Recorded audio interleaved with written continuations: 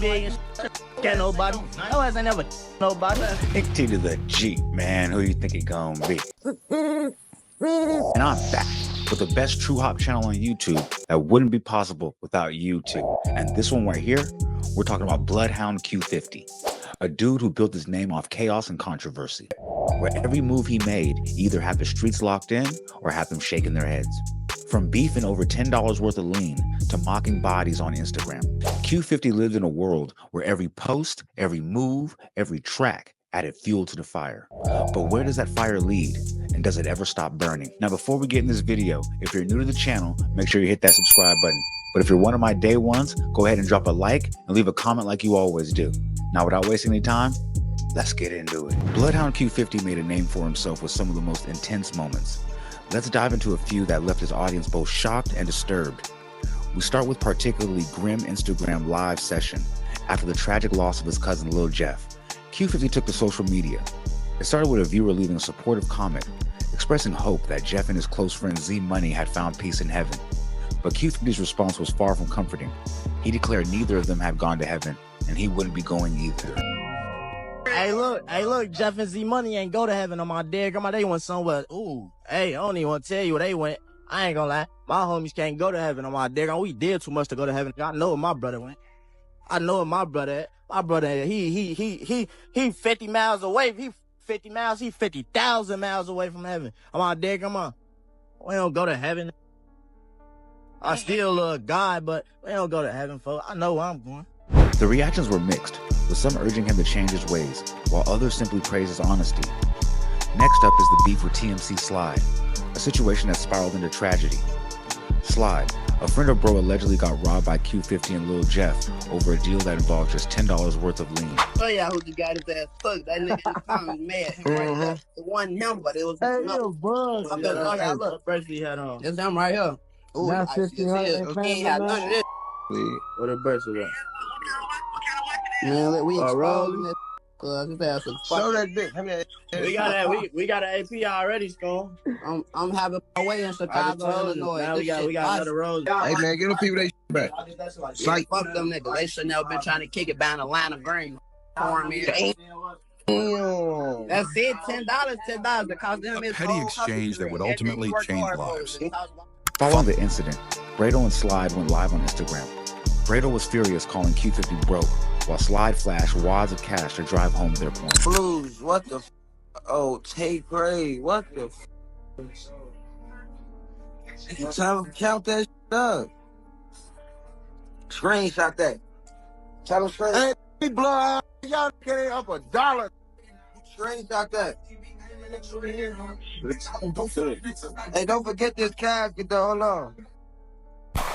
Just 3 days later, TMC Slide was shot multiple times, leaving Q50 and Jeff to broadcast chilling comments about the situation. Q50 wasted no time, trolling Slide on Instagram, posting cryptic messages that many considered self-incriminating. He casually asked if anyone had heard from Slide, then told his followers to stop playing on his page because Slide was dead. Jeff chimed in too, urging Slide's family to pull the plug on life support and even mocking the idea that having money could make anyone bulletproof. Q50's trolling didn't end there. In a bizarre moment, he encountered a man wearing a Tupac shirt at a gas station and somehow made the conversation about Slide. He compared Slide's situation to the conspiracy theories about Tupac still being alive, drawing unsettling parallels. It's raw as hell, folks. Hey, you know, he look like this from TMC, folks. Who? Man, it's this damn, folks. I forgot his name. I ain't gonna lie though, he be acting like he ain't dead. Like, you know, they be saying Tupac. I'm a speed queen, man. Come down, man. But look though, you know they be saying Tupac not dead and like how they be playing it. Yeah, that's what they doing him. Months after the shooting, Slide's fate remains unclear. He hasn't shown his face since, although posts from his account suggest he's alive and out of the country. However, things didn't end well for another rapper, 800 TJ, who dissed Lil Jeff multiple times after his death. If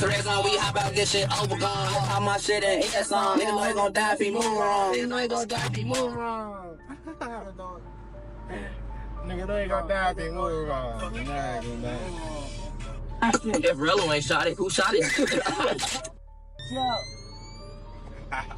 TJ was shot and killed, and Q50 wasted no time celebrating on social media, declaring he was smoking TJ. To me like heaven up. Fuck little TJ and Munchie G. I was out saying we. The cycle of violence, it seemed, was never ending. Q50's brash attitude carried over into interviews as well. When he was questioned about his cousin JB bin Laden being labeled a snitch, he lashed out at the interviewer, telling him to shut up and defending JB by saying, no one dared play with him because they knew the consequences. And people like from the city and all that, when they brought up somebody, JB bin Laden, they brought up some, said he was like snitching or something. Y'all took really offense and treated everybody. Any paperwork on that? Hey, that's why shit on my dick. I ain't gonna lie, folks. On my don't even ask me like that, folks. On my dick, that's my big cuz. Can't nobody play with him. On my dead grandma, name that play with JB. Name it that came out. Jail, hold on, folks. Shut up for a quick, folks. On my dick, I'm saying that in the comments. On my dick, I'm gonna do something to him though. Who played with him? On my dead grandma, play with him.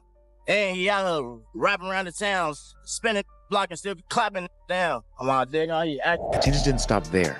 When rapper Bookie G repeatedly asked Q50's friend Vert for a feature, Vert refused, and Bookie took it personally. Bookie G went on Instagram Live calling for beef, claiming Vert was looking for an excuse to start a feud. Q50 jumped in mocking Bookie and dissing his dead friends, accusing Bookie G of clout chasing for a feature. Y'all dead homies, y'all wanna do it, let's do it. Wrong, come on, man. Hey, this is folks. Bad drug, folks. I seen you big folks for a feature. Y'all chasing that so bad. My dead grandma, he don't even want to do that. Chase that so bad. He posted a snippet a vert part. Then his part lame ass song. Goofy. He doing all that little yelling and eyes getting big and shit. Can't nobody. No ass ain't never nobody. It's clear that for Q50, his life seems to revolve around beef and retaliation. In his mind, there's no redemption, just an endless cycle of violence. One of the most disturbing events in his story involves the death of Jalil, a 17-year-old member of Trap City who was brutally killed in a rideshare car. He was shot 7 times in the face and neck while sitting in the back seat of a Lyft. Q50 once again took to Instagram, posting an image of a Disney movie titled The Last Uber Ride, with a caption claiming he needed to take his non-existent son to see it, a clear reference to Jalil's death. The car Jalil was in had an Uber sticker, despite being a Lyft, giving Q50 reason enough to make the twisted joke. As if that weren't enough, Q50 and Jeff continued to taunt Lil's death online. Folks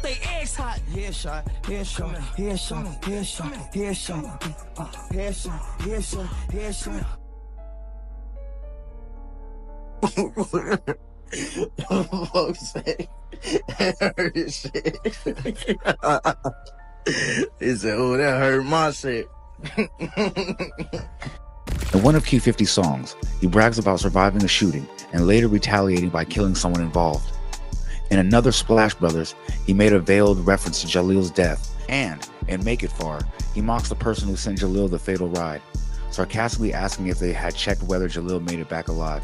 This tragic event marks just one more chapter in the long, dark story of Q50's life, with the loss of his cousin Jeff and his growing fame in the rap scene.